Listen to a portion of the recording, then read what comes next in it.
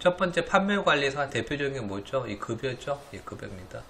뭐 코드보로도 어떻게 급여가 이제 첫 번째니까 801번 나오잖아요. 그래서 이 급여는 뭐냐? 종업원, 우리 근로자가 되겠죠. 회사에서 종업원 근로자에게 지급되는 이 급여, 월급입니다. 재수당이 있습니다.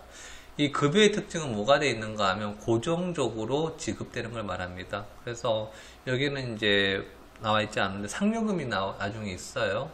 상여금과 급여를 구분한다라고 하면 급여는 어떻게 돼요?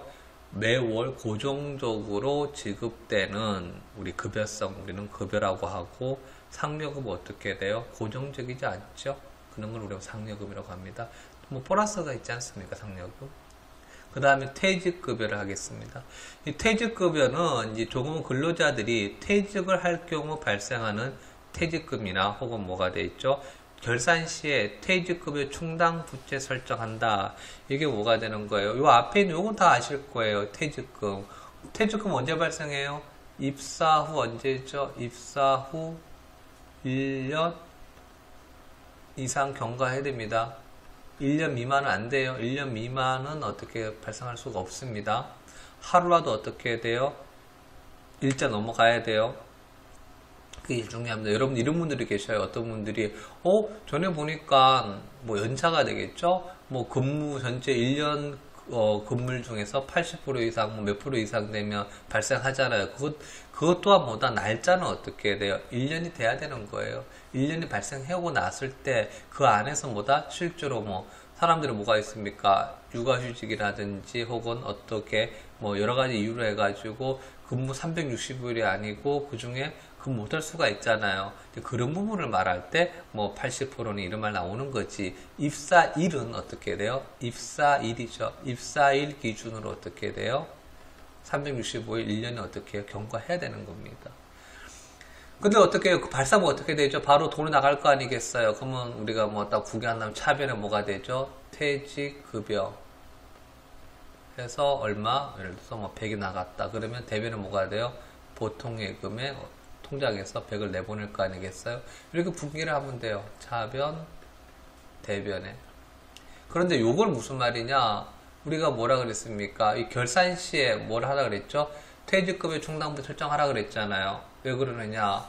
전체 결산 시, 요 시점에, 결산 시잖아요. 결산 시점에 현재 요 날짜 기준에서 전체 사원, 전체 근로자, 우리 종업원이죠. 사원에 뭐 한다? 발생할 수 있는 퇴직금 금액을 어떻게 산정을 해야 되겠죠. 이 퇴직금과 달리 퇴직급여 충당부채는 결산 시점에 현재 일시불로 전체 사원에게 지급해야 될 퇴직급여를 산정해서 이 재무 상태표에 부채 계정으로서 나타내야 됩니다. 그러기 위해서 우리가 회계 처리를 하는 것이고요. 요 예를 들어볼게요. 여기 관련된 시험 문제가 자주 나옵니다. 관련된 거 한번 해보겠습니다. 예를 들어서 A라는 사원이 있었습니다. A라는 사원이 있었는데 이 퇴직금 발생했어요. 퇴직금 발생이 얼마 발생했다? 500입니다. 발생했다 그럴게요. 그걸 지급했다. 그럴 때 전제 조건 나와 있을 겁니다. 현재 뭐다? 퇴직 충당금이 얼만큼 있느냐? 부채가 얼마 있느냐? 그랬을 때 현재 보니까 여기 금액이 1000이라고 있어요. 그래 버리면 이걸 분개를 할 때 어떻게 보는가 하면 차변에 우리가 분개할 때는 차변에 퇴직급여가 아니고요. 충당부채 설정되어 있으니까 얼마죠? 퇴직급여 좀 그렇습니다. 충당부채로 해서 얼마예요? 여기서 얼마가 차감하는 거죠? 500을 차감하고 대변에 어떻게 돼요? 보통예금에서 지급이 될 거예요. 그럼 또 얼마 남아있어요? 이제 500 남아있었잖아요. 500 뺐으니까. 그러면 이제 또 500이 남아있어요. 근데 이번에 또 뭐다? B라는 사원이 또 어떻게 해요? B라는 사원이 또 퇴직 발생했어요. 이번에 얼마 발생했다? 700이 발생했다 그럴게요. 700이 발생했어요. 지급해줘야 돼요. 그럴 때 차변은 뭐라는 거죠? 퇴직급여 충당부채를 찍습니다. 퇴직급여 충당부채를 해가지고 잡았을 때 얼마 남아있어? 500밖에 안 남아있잖아요. 현재 남아있는 게요. 그러면 700을 다 쓸 수가 없죠. 500밖에 없으니까. 그래서 얼마 써요? 500을 써주고 나머지 얼마? 200이 뭐가 되는 거야? 이게 퇴직급여가 되겠죠. 퇴직급여로 해서 200을 해주고 대비는 뭐가 되죠? 돈이 나갔잖아요. 얼마 나갔어요? 다 보내줘야 돼요. 700. 이렇게 처리하죠. 그럼 이런 게 뭐한다? 회계 분계 처리 문제로 종종 나오죠. 요거는 뭐다? 퇴직급 발생했을 때고요. 그러면 이제 결산 시에는 분기를 또 어떻게 할까요? 결산 시에는 이제 보는 겁니다. 현재 전체 사원에 어떻게 돼요? 전체 사원이 지급해야 될 퇴직금이 결산 시점에 보니까 얼마가 발생해야 된다? 1000이 발생한다 그럴게요. 1000이. 근데 현재 보니까 어떻게 해요? 충당 부채 돈이 하나도 없어요. 그러면 하나도 없을 때는 어떻게 해요? 충당 부채가 뭐 할까요? 충당 부채가 얼마 있다? 제로다. 이럴 때는 분기를 어떻게 해야 돼요?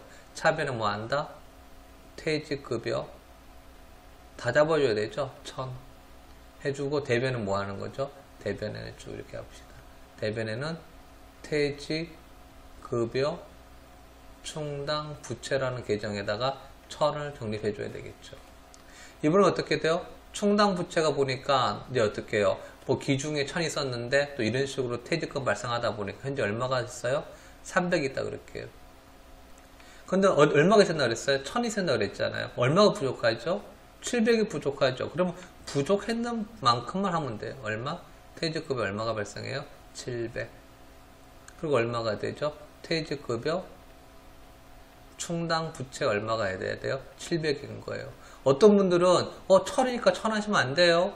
700 해놓으시면 나중에 어떻게 되는 거죠? 앞에 있는 300하고 요거 같이 어떻게 합해돼서 우리 재무제표상에서는 얼마가 되죠? 재무상태표 부채 거기 보면 충당 계정에는 1000이 잡혀져 있는 것이에요. 그래서 회계 처리할 때는 하나하나 그 발생 시점의 상황 기준으로 어떻게 해요? 회계 잡아주셔야 되는 것이에요. 요거는 뭐 한다? 결산 시점에 우리가 퇴직급여라고 해놓고 충당부채 설정해 놓는 거고요. 그리고 이 퇴직가 기중에 퇴사자가 발생해서 퇴직금이 지급될 때는 충당부채가 없을 때는 퇴직급여로 해서 분계 회계 처리해 주실 것이고 충당부채가 설정되어 있을 때는 어떻게 한다? 충당부채 안에서 차감해 주시면 되시는 겁니다. 이제 복리후생비요. 아마 여러분들 보시면 가장 많이 나오는 이 개정 과목 중 하나가 복리후생비죠. 여러분들이 실제로 회사에 근무하시거나 실무에 보시면 이 복리후생비 가장 많이 쓰입니다. 왜 그러냐 보세요. 종업원 이 근로자의 복리와 후생을 위한 비용이다. 복리와 후생이라 그랬어요. 조심할 게 있어요. 복리후생비는요 직접적인 물건을 판매하기 위해서 들어가는 직접적인 어떤 비용이 아니에요. 이거는 뭐 하는 거다? 복리후생이에요. 근로자들이 어떻게 해요? 직원들한테 일했는 만큼 급여를 지급해줘도 급여예요. 어떠한 뭐 직원이 뭐 하는 겁니까? 출장 가서 했을 때 출장비를 지급해줘도 이거는 여비교통비예요. 이 복리후생비는 종업원이 뭐 한다? 근로자의 복리라는 후생이라는 어떻게 돼요? 차원에서 지급되는 겁니다. 뭐가 있을까요? 대표적인 뭐죠? 10대. 혹은 뭐가 경조비 있죠? 경조사를 뭐라 그래요? 우리 결혼을 했다든가.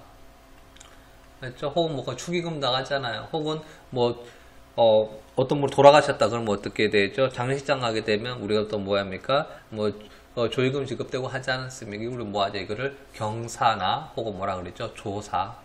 안 좋은 일. 경사 좋은 일, 이걸 경조비라 그러죠. 그리고 직원들은 뭐 합니까? 직장 체육대회, 뭐 야유회, 꽃놀이 가잖아요.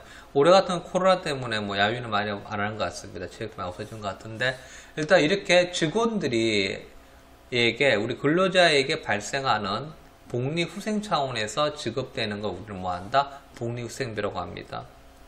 또 이것뿐만 아니라 또 뭐가 있어요? 여기 보면 건강보험료, 우리 고용보험료, 산재보험료 있죠. 이거는 전체 예를 들어서 우리가 뭐 할까요? 예를 들어볼까요? 우리 건강보험료가 얼마가 됩니까? 만약에 뭐 10만원이 부과된다. 그러면 우리가 아시는 거 있죠? 어떻게? 이 중에서 50%는 누가 내요? 그 근로자가 부담하고 그 다음에 어떻게 돼? 나머지 50%는 누가 부담하죠? 회사에서 부담하죠? 여기서 말하는 건 뭐다? 회사 부담 걸 말하는 겁니다. 회사에서 부담하는 거를 어떻게 돼요? 돈은 나갔으니까 이 지출되는 걸 어떻게 돼요? 경비 처리해야 될 거 아니겠습니까? 이 비용 처리를 해야 되잖아요. 이 비용 처리를 뭐라 한다? 복리후생비라는 개정 과목으로 어떻게 한다? 회계 처리한다는 말입니다. 그래서 여기 나와 있는 것들이 있죠. 뭐가 돼요? 근로자라, 이 종업원의 말에 들어가야 돼요. 이 근로자들이 뭐 했다? 밥 먹고, 혹은 뭐 작업복 입고, 우리 통근차도 어떻게 돼요? 직원들이 어떻게 됩니까? 복리 차원에서 통근차 운행하잖아요. 이렇게 모든 것들이 근로자, 직원들에게 위한 비용은 다 뭐한다? 복리수행비로 합니다. 요걸 좀 더 추가 설명드린다면 이렇게 하면 좋을 것 같아요. 이거 복리후생비가 좀 혼동돼서 이렇게 생각하세요. 이 복리후생비는요, 나중에 여기는 이 통신비하고 좀 조심해야 될 게 뭐가 있는가 하면 이게 있어요. 특정 우리 회사에서 어떡합니까?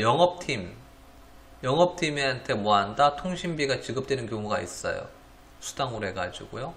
이럴 때는 그거는 통신비로 잡아줘야 돼요. 그거는 우리 영업팀은 사원인데 우리 사원한테 전화요금비 줬는 게 복리후생비가 아니야? 그건 아니에요. 왜? 만약에 복리후생비가 이 전화요금비가 복리후생비가 되려 그러면 전 사원에게 어떻게 돼요? 전 사원 모든 사원에게 어떻게 돼요? 다 지급이 되면 이거 복리후생비가 돼요. 그래서 복리후생비의 성격은 뭐가 있는가 하면 우리 직원의 특정인에게 지급되는 게 아니에요. 특정인이 아니고 우리 직원이라 그러면 우리 직원 소속된 사람 다 같이 밥을 먹는 거, 우리 직원이라 그러면 누구든지 경조사가 발생하게 되면 지급해 주는 거, 우리 직원이라 그러면 같이 체육대회에 참석할 수도 있고 야유도 갈 수 있잖아요. 그리고 우리 직원들한테 이 4대 보험 부과할 거 아니에요. 이렇게 해서 이 복리후생비는 뭐다? 특정인이 지급되는 게 아니고 전 사원에게 어떻게 해요? 공통적으로 지급되는 겁니다. 물론 이 경조사비나 이런 것들 보면 차등이 생길 수도 있어요. 뭐가 있는가 하면 예를 들어서 뭐 부장급이나 이럴 때는 뭐 금액이 얼마가 되고 또 어떻게 돼요? 뭐 신입사원은 얼마 이런 차이가 생길 수도 있긴 있거든요. 그렇지만 이 금액적인 게 아니고 어떻게 돼요? 이 비용이라는 성격을 보는 것이에요. 지급되는 걸. 그럼 이걸 다 뭐한다? 우리가 복리후생비로 갑니다. 이거 생각해 놓으세요. 뭐라고요? 물론 시험 문제는 나오지는 않지만 이거는 어떻게 돼요? 실무에서 여러분들 처리할 때 좀 혼동될 수 있으니까 구분지어하는 겁니다. 그래서 이 전 사원에게 어떻게 해요? 이 공통적으로 우리가 지급되는 게 복리후생비입니다. 그 다음에 여비교통비가 있어요. 여비교통비도 볼 건 뭐가 있죠? 우리 직원이 있죠. 우리 종업원이. 근데 다만 여기서 뭐가 돼 있다? 업무와 관련돼서 지급되는 교통비와 출장여비입니다.